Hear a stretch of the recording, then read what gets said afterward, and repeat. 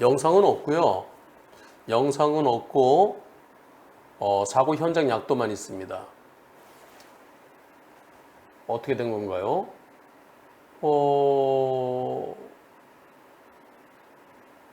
1차량이 녹색 신호의 좌회전 중.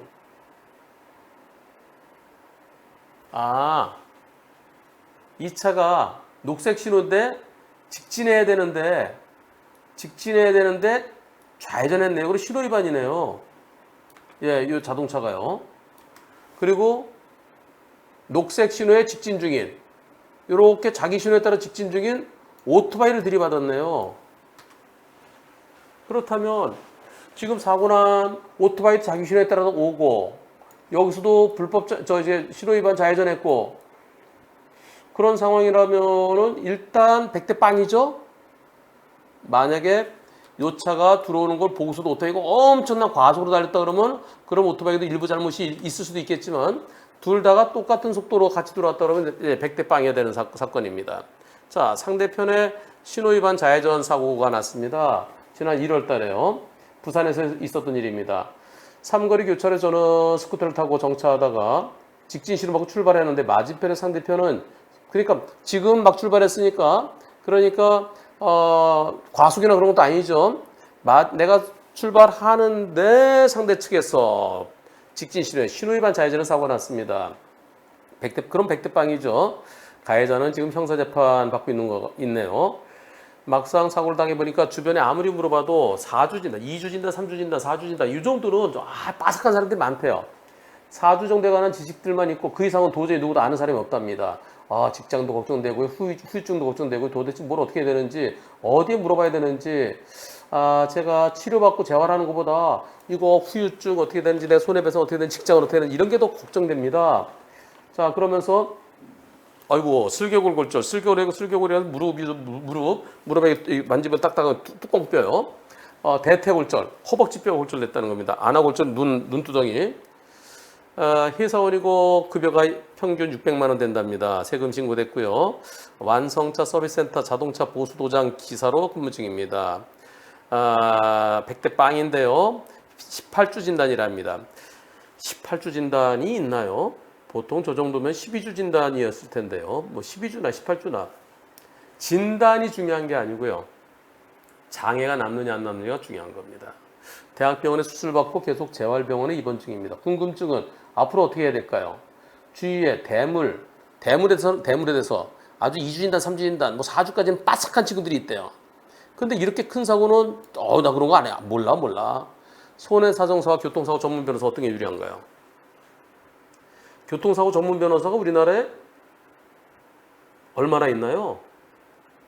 네이버에서 교통사고 전문 변호사 하면 수두룩하게 뜹니다. 근데 교통사고 전문 변호사라고 그러려면은 교통사고를 많이 다뤄봤어야 되겠죠. 제가 3,000건 정도 하기 전까지는 자신감이 안 생기더라고요. 민사소송 3,000건 넘으니까 이제 어느 정도, 이제 좀 알겠다. 우리나라에서 3,000건 이상 소송한 분이 계실까요? 안 계실 겁니다. 저는 6,000건 이상 했습니다.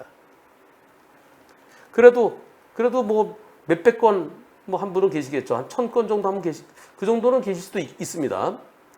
그런데 손해사정사와 교통사고 전문 변호사 어느 게 유리한지, 비용 차이가 있다는 걸 알고 있습니다. 비용 차이 없어요. 손해사정사 7.7% 받습니다. 비용 차이 있군요. 제가 사망사고는 7.7%고요. 부상사고는 11%입니다. 그럼 차이는 조금 있네요.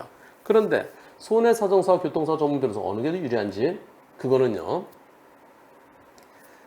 영구 장애가 확실할 때는 소송이 필요합니다.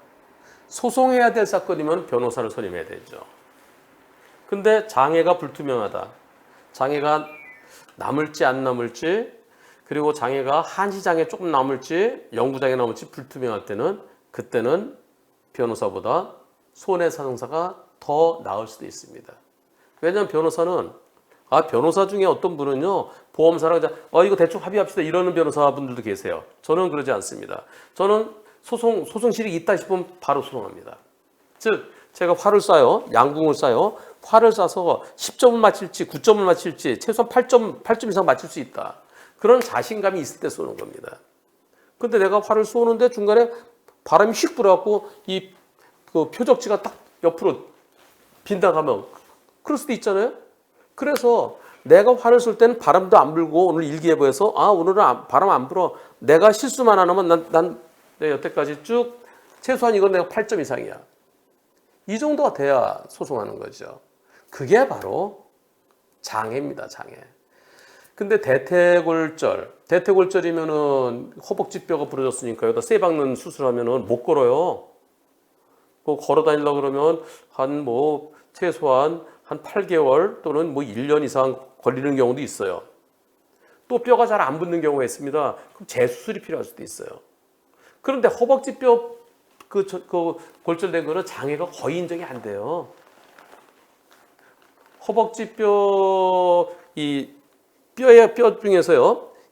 예를 들어서 이게 허벅지라 그러면 여기가 부러지거나 여기 무릎인데 부러지거나 지금 이 부분 아마 무릎인데 부러진 것 같아요. 이게 그 원위부, 내 심장에서 먼 곳, 원위부 골절. 그래서 무릎이 이게 안 돼야 그래야 장애가 인정돼요. 그리고 한시장애 갖고도 소송 못해요. 영구장애 해야 됩니다. 슬개골 골절만으로는 장애 인정 안 돼요. 슬개골 골절로 인해서 무릎에 여기 팔꿈치인데 여기 이제 무릎꿈치가 이게 슬개골이죠.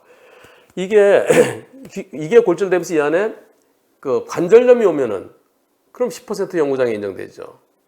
근데 장애가 남을지 안 남을지 몰라요. 그래서 장애가 불투명한테 손해상사가 더 유리할 수 있다는 것은 손해상사는 자기가 아는 병원에 가서 장애 진단을 받아와요. 장애 진단 받아와갖고 자 봐라 여기 저 허벅지하고 그다음에 무릎하고 예를 들어 20% 영구장애 딱 끊어갖고 갖고 가요. 그럼 보험사가 이게 영구장애라고? 아니야 인정 못해. 이거 한시 한 3년으로 끝내지. 그러면서 그게 절충이 되는 거예요. 근데 변호사는 저 같은 경우는 소송을 하거든요. 소송하면은 장애 진단 끊는 게 아니라 대학병원에 판사가 정해줍니다. 대학병원에 어느 교수한테 가서 신체 감정 받으라. 신체 감정 받았는데 장애가 꽉 나오면 빵 되는 거예요. 입원 기간 동안에 월급 못 받은 거 하고, 그다음에 흉터에 대한 수술비하고, 그다음에 그 위자료 어느 정도 조금 장애 없으면 위자료도 얼마 안 돼요. 그것밖에 안 돼요. 그래서 변호사가 유리한지 손해상사가 유리한지는 나중에 장애가 어느 정도일지를 내 의사한테 주치의한테 물어보고 그러고서 판단하세요. 그 다음에 회사의 임금 구조가 특이합니다. 월급은 본봉은 적고 성과금이 많네요. 이거요. 그래 월급이 들쭉날쭉하는 거죠. 들쭉날쭉하는 건 인정을 못 받을 수도 있습니다. 기본적으로 법원에서는요. 정기적이고 계속적이고 항상 늘 그러니까 들쭉날쭉하는 변동급여는 인정을 안 해요. 하지만 생산직일 때는 예를 들어서 현대자동차, 기아자동차 이런 데 근무하시는 분들은 그게 본봉이 얼마 안 돼요. 그래서 수당이 많죠. 이제 그런 생산직일 때는 평균을 이제 거의 월별로 좀 비슷하죠. 근데 성과급이 또 이게 월별로 비슷하면 그러면 이제 생산직은 인정받을 수 있습니다. 근데 그것이 들쭉날쭉하면 그 인정 못 받아요. 그게 매월 비슷하면은 100% 인정받는다고 말씀 못 드려요. 제가 그걸 봐야 돼요. 그 임금 매월 얼마 받았는지를 봐야 되는데 그게 매월 비슷하면은 인정받을 수 있습니다. 또 한편 개인 휴직이 2년까지인데 2년 되기 전에 복귀를 못하면 짤없이 해고입니다. 그래서 이게 내가 아직까지 재활치료가 길어져 갖고 아까 뼈를 갖다 안 붙어서 다시 수술하게 되면은 2년 제가 4년까지 병원에서 고생하는 거 봤어요. 그랬을 때 그러면은 제가 복직 못하면은 회사 잘리면은 거기에 대한 손해배상이 있나요? 그건 없어요. 회사를 그만두게 되는 그것은 특별한 손해로 봐서 그건 없고요. 이 입원 기간 동안에 내가 일 못한 손해, 월급 상당에게 그리고 또 장애가 있으면 그 장애 퍼센트만큼은 받을 수 있습니다. 후유장애, 장애등급, 장애등급은 없어요. 손해배상 받을 등급을 하는 게 아닙니다. 퍼센트랍니다. 후유장애 퍼센트 영구장애냐 한시장애냐. 한시장애는 뭐 일정한 기간 지나면 좋아지는 걸 말하죠. 예컨대 관절 같은 게 잘 안 움직여진다. 근데 이 시간이 지나면 계속 하면은 나중에 움직일 수 있어서 요거는 뭐 한시 3년 뭐 이제 그런 관절 쪽에 한시장애가 많습니다. 산재에서는 장애 등급이 있죠. 혹시 이분이 출퇴근 중에 사고였으면 그러면 산재로 먼저 하세요. 산재가 일반적으로 산재로 먼저 받고 산재에서 모자라는 건 자동차보험 또 받을 수 있거든요. 산재가 될 수 있는 산재가 훨씬 더 유리합니다. 모든 경우에 거의 대부분의 경우 그렇습니다. 산재에서 받고 산재에서 장애 등급이 있으면 장애 일시금일 것 같아요. 그리고 이제 자동차 보험에서 부족한 걸 또 자동차 보험에서 받고 그리고 또 산재에서는 위자료가 없기 때문에 자동차에서 위자료 받을 수 있는 거죠. 형사합의 연락이 왔습니다. 상대방이 자기 운전자 보면서 맥스 얼마까지 나오는데 형사합의 합시다라고 좀 꼬아서 들으면 좀 띠꺼운 내용이었대요. 형사합의를 하더라도 형사합의서를 잘 써야 돼요. 산재가 될 때는 순수한 형사상 위로금이라고 써야 되고요. 산재로 안 할 때는 그때는 반드시 법률상 손해배상의 일부라고 그러고 채권장도를 해야 됩니다. 채권장도 옛날에 없었죠. 제가 2000년도에 만든 거잖아요. 채권장도 통지 이거는 2000년 가을에 저희 삼촌이 저희 작은아버님이 교통사고로 돌아가셨어요. 그때 형사합의금을 보험사로부터 받는 손해배상에서 손해보지 않기 위해서 그래서 제가 그 당시에 제가 알고 있는 모든 지식을 그 당시도 제가 교통사고 손해배상 소송을 제가 1995년부터 했거든요. 한 45년 동안 했던 그 지식 한 1000여 건 정도 했던 그거를 토대로 해서 만든 것이 채권장도죠. 형사합의금에 대한 채권장도 그리고 채권장도 통지죠. 자 그리고 형사합의는 왜냐하면 채권장 통지를 안 하면요 나중에 그냥 형사합의금 그랬으면 보험사로 받은 손해배상에서 형사합의금이 전액공제됩니다. 순수한 법률상 순수한 형사상 위로금이라 그러면은 위자료에서 절반이 깎입니다. 근데 채권장도에 대해서는 듣긴 들었어요. 근데 얼마를 준다는지 모르겠지만은 지인의 지인이 그 정도면은 합의하는 게 나아. 그런데 무조건 또는 어떤 분들은 무조건 합의하는 게 나아. 어느 게 나을까요? 보통 금액도 궁금하네요. 일반적으로 신호위반 사고로서 지금 저 정도면은 형사합의 글쎄요. 예전에는 진단 1주당 처음에 지금부터 한 10몇 년 전에는 한 50만 원 했었어요. 그러다 최근에는 진단 1주당 한 100만 원 쪽으로 이제 올라오고 있습니다. 그런데 운전자 보험에서 나오는 형사합의금이 왕창 높아졌어요. 지금 이렇게 사망 사고일 때 2억 원까지 나오는 그런 운전자 보험이면은 10주 이상이면은 8천만 원까지 나와요. 근데 저분이 가입되어 있는 운전자 보험이 언제 가입된지 모르겠어요. 그래서 맥스라고 그러는데 맥스 가격의 뭐 최대가 뭐 1000만 원, 2000만 원인지 모르겠습니다. 그런데 지금 저한테 올려주신 정보가 좀 우선 상대가 가입되어 있는 운전자 보험 그게 맥스가 얼마인데 그게 거짓말하는 경우가 있습니다. 그래서 그 운전자 보험 증권을 좀 보내달라고 그러세요. 증권의 개인정보만 지우고 사진 찍어서 보내달라고 그러세요. 그래서 이 6주부터 9주까지 10주부터 19주까지 20주부터 29주까지 그 다음에 30주 이상 뭐 이런 식으로 나뉘어 있거든요.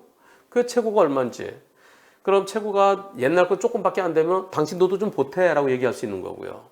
최근 거 같으면은 8천만 원이면은 8천만 원 다 줘. 뭘 깎으려고 그래. 근데 그것은 그래서 운전자 보험이 얼마 들어있는지를 봐야 판단할 수 있죠. 그런데 주변에서 대물은 진짜 빠삭한 사람들이 많고 2주 진단. 2주 진단은 100만 원 달라고 그래. 150만 원 달라고 그래. 보험사 주잖아.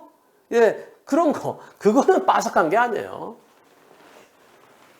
결국은 손해배상은요. 내가 얼마 벌고 있었는지. 그래서 내가 이 교통사고로 내가 돈을 이번에 있으면 하나도 못 받는 거죠. 그때 100%죠. 퇴원하게 되면은 그럼 그때부터 장애율 %만큼 내가 손해를 보는 겁니다. 교통사고 손해배상액은 얼마 받을 수 있나요? 저 몰라요. 우선 소득이 정해져야 되고요. 그 다음에 입원 기간과 장애가 몇 %, 장애 기간이 얼마인지를 알아야 됩니다. 이분 이제 크게 다쳐서 어쩌면 2년 동안 복직을 못할지도 모른다는 그런 불안감이 계신데요. 네, 빠른 시일 내에 좀 건강 회복되시기를 기원하고요. 그리고 운전자 보험 증권 사진 찍어서 보내달라고 그러십시오.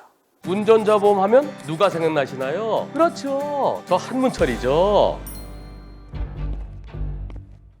대한민국 대표 운전자 보험 한문철의 초기 대응 플랜. 예전의 운전자 보험은 법원에 기소된 이후에만 변호사 선임비를 지원받을 수 있었지만 한문철의 초기 대응 플랜은 업계 최초로 경찰 조사 단계부터 변호사의 선임비를 지원받을 수 있게 만든 거 알고 계시죠? 특약 한 사고당 실손 비례 보상. 그런데 말입니다. 우리가 놓친 게 하나 있었습니다. 하 실장, 어제 맡은 그 형사사건 선임비하고 의견서 제출했죠? 변호사님, 그게 아직 그거 서둘러야 되는데. 변호사 수임료가 아직 안 들어왔습니다. 그 사건 경찰 조사 단계부터 변호사 선임비 지원해주는 운전자 보험 아니었나요? 그렇긴 한데요. 보험사에서 곧바로 선임료를 지원해주는 게 아니라서 의뢰인이 돈을 빌리러 다니느라 시간이 필요하다고 합니다. 아니, 보험도 가입되어 있는데 돈을 빌리러 다닌다고요? 이게 무슨 얘기죠? 지금까지의 운전자 보험은 내 돈으로 먼저 변호사 비용을 지급하고 나중에 보험사에 청구하는 구조였습니다. 하지만 갑작스럽게 큰 돈을 마련하는 게 쉽지는 않죠. 그런 경우에 대비하기 위해서 운전자 보험에 가입한 거 아니겠습니까? 바로 이 문제점 해결해야 되겠죠? 그래서 이번에도 저와 DB손해보험이 함께 만들었습니다. 한문철의 초기 대응 플랜은 변호사를 선임하는 즉시 선임비의 50%를 곧바로 지급합니다. 타인 사망, 중대법규 위반 중상의 1에서 3급 시 가입 금액 한도 내. 저 한문철이 제 이름을 걸고 만든 초기 대응 플랜 한 번 더 앞서가겠습니다. 지금 알아보시죠. 1644-0070, 1644-007 빵! 보험계약 체결 전 상품 설명서 및 약관을 읽어보시기 바랍니다.